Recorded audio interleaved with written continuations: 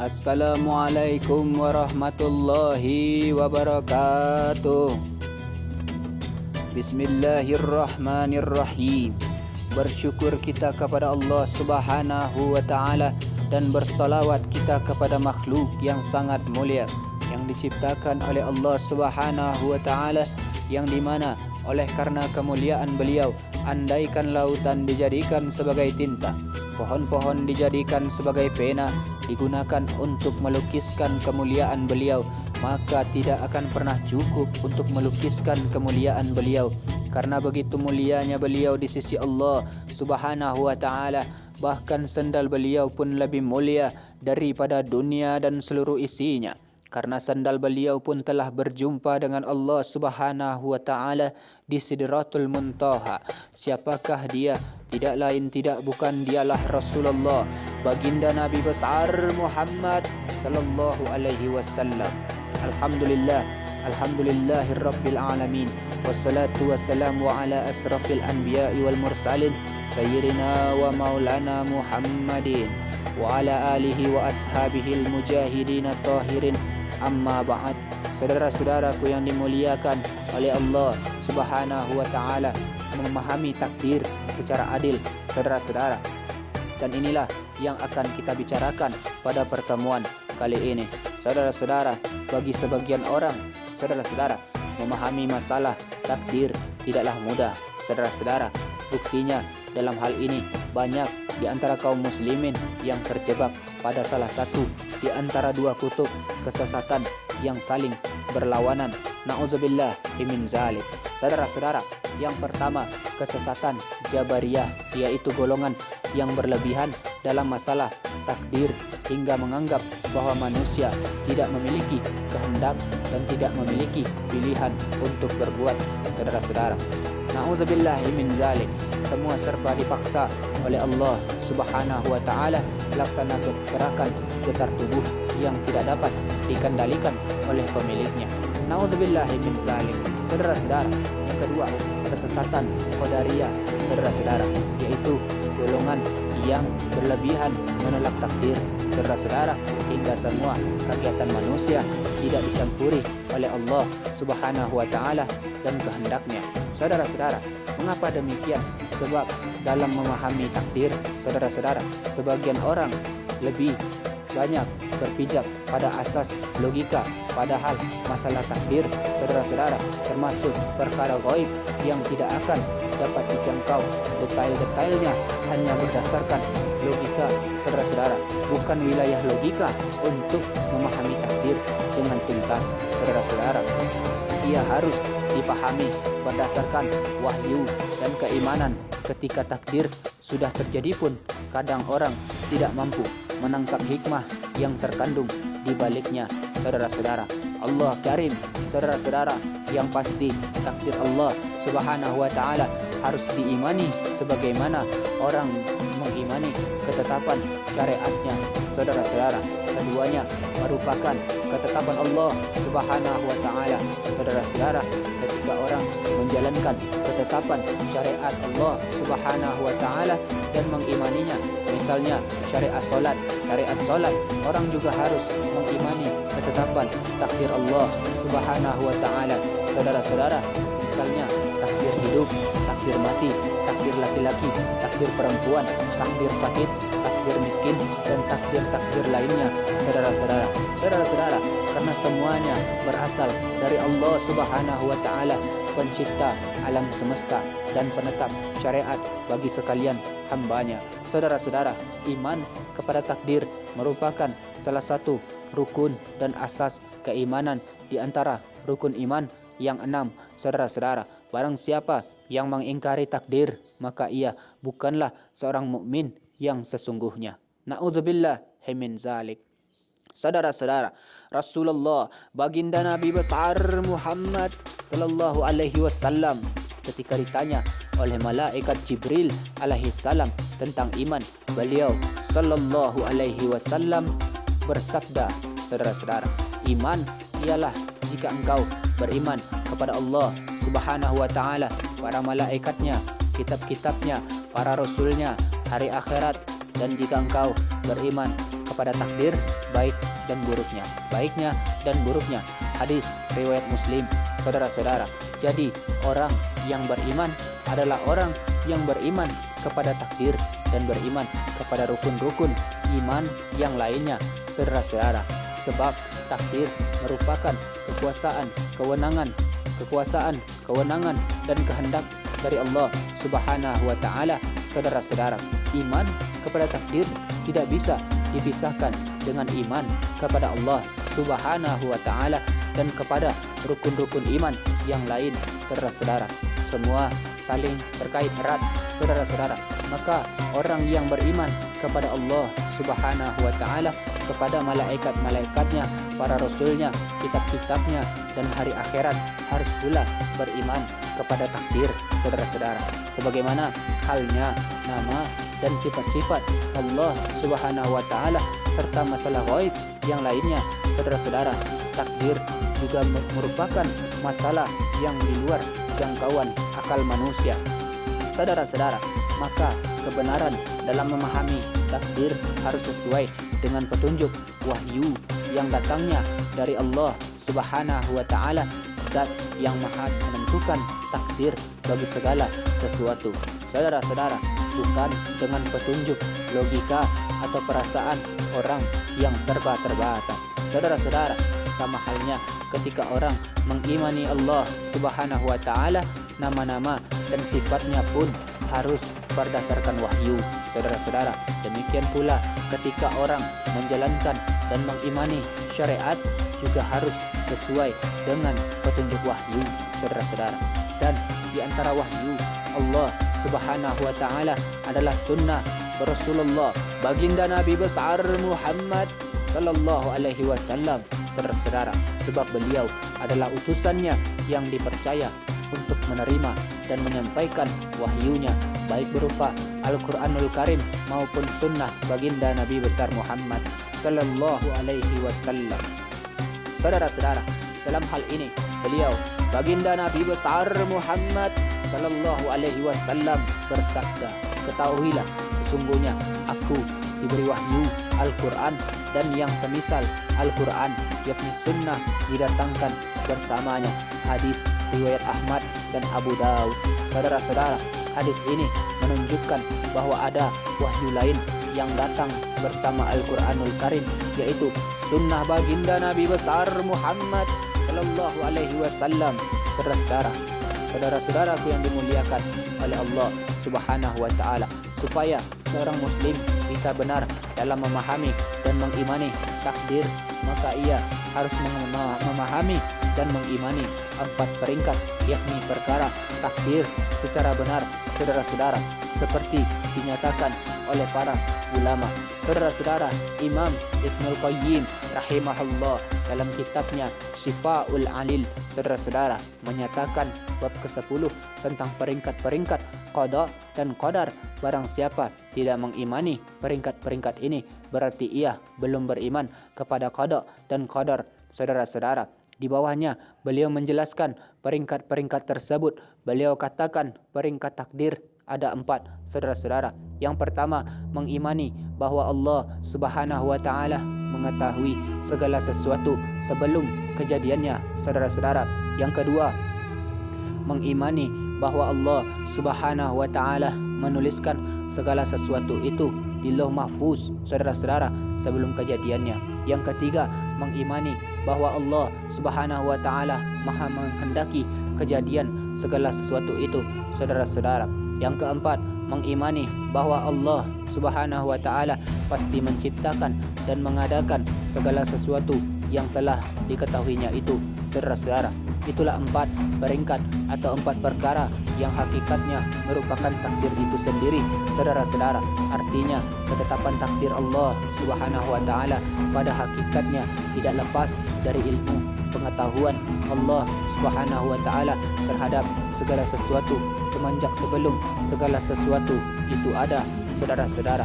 Kemudian apa yang diketahuinya ini dituliskan di Lauh Mahfuz, saudara-saudara. Selanjutnya apa yang diketahui dan dituliskan itu pasti dikehendaki terjadinya oleh Allah Subhanahu wa taala, saudara-saudara. Terakhir, Allah Subhanahu wa ta'ala pasti menciptakan dan mengadakan apa yang telah diketahui dan dikehendakinya itu. Saudara-saudara, takdir baik ataupun buruk, iman ataupun kufur, semuanya merupakan takdir Allah Subhanahu wa ta'ala. Saudara-saudara, sebab Allah Subhanahu wa ta'ala sudah mengetahui sebelumnya bahwa itu akan terjadi dan sudah dituliskannya di Lauh Mahfuz. Saudara-saudara, dengan demikian pasti Allah Subhanahu wa ta'ala menghendaki terjadinya, dan jika Allah Subhanahu wa ta'ala menghendaki, pasti Allah Subhanahu wa ta'ala akan mengadakannya. Saudara-saudara, tidak mungkin Allah Subhanahu wa ta'ala menghendaki suatu kejadian sedangkan sebelumnya Allah Subhanahu wa ta'ala tidak tahu, saudara-saudara, atau mengetahui bahwa sesuatu akan terjadi, tetapi kemudian Allah Subhanahu wa ta'ala menghendaki yang lain. Saudara-saudara, misalnya seseorang yang sudah diketahui Allah Subhanahu wa ta'ala bahwa ia akan mati dalam keadaan kafir, maka tidak mungkin Allah Subhanahu wa ta'ala menghendaki agar ia tidak mati dalam keadaan kafir. Saudara-saudara, sebab antara ilmu dan kehendaknya tidak mungkin saling berlawanan. Saudara-saudara, tidak mungkin apa yang diketahuinya bertentangan dengan apa yang dikehendakinya. Saudara-saudara, Maha Suci Allah Subhanahu wa ta'ala dari hal-hal yang demikian. Saudara-saudara, naudzubillah min dzalik. Saudara-saudara, tidak mungkin dalam wilayah kekuasaannya terjadi sesuatu yang di luar kehendaknya. Saudara-saudara, tetapi perlu dipahami bahwa sesuatu yang dikehendaki Allah Subhanahu wa ta'ala tidak selalu identik dengan sesuatu yang disukai dan dicintainya. Saudara-saudara, tidak setiap yang Allah Subhanahu wa ta'ala kehendaki terjadi pasti Allah Subhanahu wa ta'ala sukai. Saudara-saudara, misalnya homoseksual terjadi dengan kehendak Allah Subhanahu wa ta'ala, tetapi Allah Subhanahu wa ta'ala tidak menyukai kemaksiatan itu. Saudara-saudara, fakta yang semacam ini banyak sekali contohnya. Saudara-saudara, itulah yang disebut dengan iradah kauniyah. Saudara-saudara, kehendak Allah Subhanahu wa ta'ala yang bersifat takdir. Saudara-saudara, salah satu contohnya adalah pencurian. Saudara-saudara, pencurian tidak akan terjadi tanpa kehendak kauniyah Allah Subhanahu wa ta'ala. Saudara-saudara, buktinya banyak pencurian yang gagal meskipun sudah dengan perhitungan yang super teliti. Saudara-saudara, sebab Allah Subhanahu wa ta'ala tidak menghendaki pencurian itu terjadi. Saudara-saudara, maka terjadinya pencurian adalah karena kehendak Allah Subhanahu wa ta'ala. Tetapi apakah lantas berarti pencurian itu diridhoi oleh Allah Subhanahu wa ta'ala? Tentu tidak, saudara-saudara. Jadi tidak setiap yang Allah Subhanahu wa ta'ala kehendaki terjadi pasti Allah sukai. Saudara-saudara, saudara-saudara, 4 peringkat itu sangat banyak dalilnya. Saudara-saudara, baik dari Al-Quranul Karim maupun sunnah baginda Nabi besar Muhammad sallallahu alaihi wasallam yang sahih. Saudara-saudara, dan bahkan merupakan kesempatan seluruh para nabi Allah Subhanahu wa ta'ala dan kitab-kitabnya.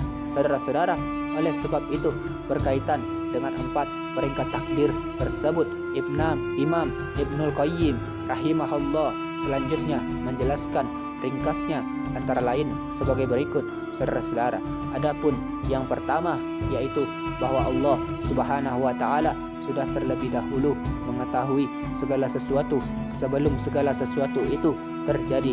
Ini sudah menjadi kesepakatan seluruh Rasulullah, saudara-saudara, Subhanahu wa ta'ala, mulai dari Rasulullah yang pertama hingga Rasulullah penutup. Saudara-saudara, hingga demikian pula telah menjadikan kesepakatan seluruh sahabat baginda Nabi besar Muhammad sallallahu alaihi wasallam serta umat Islam sesudahnya yang mengikuti jejak mereka. Saudara-saudara, yang menyelisihi kesepakatan mereka adalah golongan majusinya umat Islam ini. Saudara-saudara, dan penulisan segala sesuatu di Lauh Mahfuz sebelum kejadiannya membuktikan bahwa Allah Subhanahu wa taala sudah mengetahui segala sesuatu itu sebelum kejadiannya. Saudara-saudara, beliau juga mengatakan hal yang sama tentang peringkat kedua, ketiga, dan keempat, saudara-saudara, tentang penulisan takdir segala sesuatu di Lauh Mahfuz, tentang kehendak Allah Subhanahu wa taala bagi terjadinya segala sesuatu, dan tentang penciptaan segala sesuatu yang dikehendakinya, bahwa hal itu semua juga sudah merupakan kesepakatan seluruh Rasulullah dan kesepakatan semua kitabnya yang diturunkan kepada para rasulnya. Saudara-saudara, di antara dalil-dalilnya yang sangat banyak, antara lain firman dari Allah Subhanahu wa taala. Saudara-saudara, sesungguhnya Allah Subhanahu wa taala hanya pada sisinya sajalah pengetahuan tentang hari kiamat, dan dialah yang menurunkan hujan yang mengandung berkah, saudara-saudara, dan mengetahui apa yang ada dalam rahim, saudara-saudara, dan tiada seorang pun yang dapat mengetahui dengan pasti apa hasil yang diusahakannya besok, saudara-saudara, dan tiada seorang pun yang dapat mengetahui di bumi mana ia akan mati, saudara-saudara. Sesungguhnya Allah Subhanahu wa taala Maha mengetahui lagi Maha mengenal. Quran surah Luqman ayat 34, saudara-saudara. Saudara-saudara, dari Abu Hurairah radhiyallahu anhu, sesungguhnya Rasulullah baginda Nabi besar Muhammad sallallahu alaihi wasallam bersabda, saudara-saudara, kunci-kunci perkara gaib ada 5, tidak ada yang mengetahuinya kecuali Allah Subhanahu wa taala. Tidak ada yang mengetahui apa yang terjadi esok kecuali Allah. Tidak ada yang mengetahui apa yang berkurang dari rahim kecuali Allah. Tidak ada seorang pun yang mengetahui kapan hujan datang kecuali Allah. Tidak ada seorang pun yang mengetahui di bumi mana ia mati, dan tidak ada yang mengetahui kapan terjadinya hari kiamat kecuali Allah Subhanahu wa taala. Hadis riwayat Bukhari dan lainnya. Saudara-saudara, dalam riwayat Ibnu Umar radhiyallahu anhu, dia berkata bahwa Rasulullah baginda Nabi besar Muhammad sallallahu alaihi wasallam bersabda, kunci-kunci perkara gaib ada 5. Lalu beliau sallallahu alaihi wasallam membacakan firman dari Allah Subhanahu wa taala pada Quran surah Luqman ayat 31, surah 31 ayat 34. Saudara-saudara, sesungguhnya Allah Subhanahu wa taala hanya pada sisinya sajalah pengetahuan tentang hari kiamat. Hadis riwayat Bukhari. Saudara-saudara, Allah Subhanahu wa taala juga berfirman, dan pada sisi Allah Subhanahu wa taala lah kunci-kunci semua yang gaib. Tak ada yang mengetahuinya kecuali Dia sendiri, saudara-saudara, dan Dia mengetahui apa yang ada di daratan dan di lautan, dan tidak sehelai daun pun yang gugur melainkan Dia mengetahuinya pula, saudara-saudara, dan tidak ada dan tidak jatuh sebutir biji pun dalam kegelapan bumi, dan tidak sesuatu yang basah atau yang kering melainkan tertulis dalam kitab yang nyata, yakni Lauh Mahfuz, saudara-saudara. Quran surah Al-An'am ayat 59. Saudara-saudara, Allah Karim. Saudara-saudara, Allah Subhanahu wa taala juga berfirman, saudara-saudara, bukankah engkau mengetahui bahwa Allah Subhanahu wa taala Maha mengetahui apa-apa yang ada di langit maupun bumi? Sesungguhnya yang demikian itu sudah tertulis di dalam sebuah kitab Lauh Mahfuz. Sesungguhnya penulisan yang demikian itu mudah bagi Allah Subhanahu wa taala. Quran surah Al-Hajj ayat 70. Saudara-saudara, 2 ayat di atas merupakan sebagian dalil tentang penulisan takdir segala sesuatu di Lauh Mahfuz, saudara-saudara, sekaligus juga dalil tentang ilmu Allah Subhanahu wa taala terhadap segala sesuatu. Tidak ada sesuatu pun yang tersembunyi bagi Allah Subhanahu wa taala, dan tidak ada sesuatu pun yang tidak tertuliskan di Lauh Mahfuz, saudara-saudara. Penulisan itu sangatlah mudah bagi Allah Subhanahu wa taala.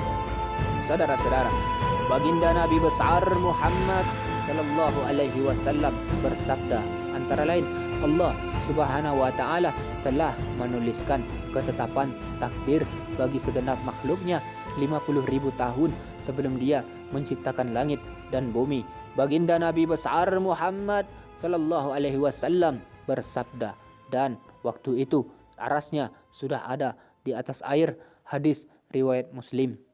Allah Karim, saudara-saudara, demikianlah kekuasaan Allah Subhanahu wa Ta'ala dalam menetapkan takdir bagi makhluknya. Dia berkuasa atas segala sesuatu, ilmunya meliputi segala hal. Dialah Rabb kita, fala haula wala quwata illa billah. Saudara-saudaraku yang dimuliakan oleh Allah Subhanahu wa Ta'ala, ada banyak hikmah saudara-saudara yang terkandung dalam bermain dan dalam beriman kepada takdir. Di antaranya bahwa beriman kepada takdir merupakan salah satu rukun iman yang keenam. Di samping itu juga merupakan sempurnanya keyakinan seseorang terhadap tauhid rububiyah Allah Subhanahu wa Ta'ala, saudara-saudara. Kemudian dengan beriman kepada takdir akan terwujud tawakal yang benar-benar, yang benar kepada Allah Subhanahu wa Ta'ala tanpa mengabaikan usaha-usaha pun. Orang akan merasa tenang dalam kehidupannya karena memahami bahwa apa yang menimpanya pasti memang harus menimpanya, saudara-saudara, dan apa yang tidak akan menimpanya pasti tidak akan menimpanya, saudara-saudara. Dengan beriman kepada takdir, orang juga tidak akan membanggakan diri sendiri ketika berhasil memperoleh sesuatu yang diinginkannya, saudara-saudara, dan tidak akan merasa sangat sedih ketika gagal memperolehnya, saudara-saudara, sebab ia memahami bahwa kesuksesannya memperoleh sesuatu tidak lain kecuali karena ketetapan takdir dari Allah Subhanahu wa Ta'ala, saudara-saudara. Sedangkan usaha yang ia lakukan hingga berhasil mendapatkan sesuatu bukan lain karena usaha itu merupakan sebab yang dimudahkan oleh Allah Subhanahu wa Ta'ala baginya, saudara-saudara.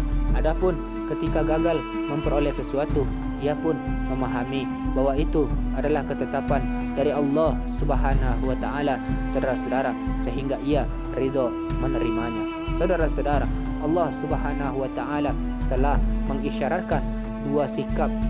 Di atas, tidak bangga terhadap diri sendiri ketika sukses meraih cita-cita dan tidak sedih secara berlebihan ketika gagal meraih sukses, saudara-saudara. Di dalam firman dari Allah Subhanahu wa Ta'ala, saudara-saudara, setiap bencana yang menimpa di bumi dan menimpa dirimu sendiri, semuanya telah tertulis dalam kitab Lauh Mahfuz sebelum kami mewujudkannya. Sungguh yang demikian itu mudah bagi Allah Subhanahu wa Ta'ala agar kamu tidak bersedih hati terhadap yang luput dari kamu dan tidak pula menjadi bangga terhadap apa yang diberikannya kepadamu. Dan Allah Subhanahu wa Ta'ala tidak menyukai setiap orang yang sombong lagi membanggakan diri. Quran surah Al-Hadid ayat 22 sampai 23. Na'udzubillahi min zalik. Saudara-saudara, demikianlah sebenarnya sangat mudah memahami dan mengimani takdir Allah Subhanahu wa Ta'ala secara benar, yaitu hanya dengan tunduk kepada wahyu dan tidak mendewakan akal, saudara-saudara. Akal harus tunduk kepada wahyu, bukan wahyu tunduk kepada akal. Sementara mengimani takdir tidak berarti meniadakan usaha, saudara-saudara, karena melakukan usaha merupakan perintah, sedangkan antara perintah dan takdir tidak bertentangan sama sekali. Wallahul muwaffiq. Saudara-saudaraku yang dimuliakan oleh Allah Subhanahu wa Ta'ala, mungkin hanya itulah yang bisa kita bicarakan pada pertemuan kali ini. Mudah-mudahan ada manfaatnya. Terima kasih atas segala perhatian saudara. Mohon maaf atas segala kekurangan. Wabillahi taufik wal hidayah. Wassalamualaikum warahmatullahi wabarakatuh.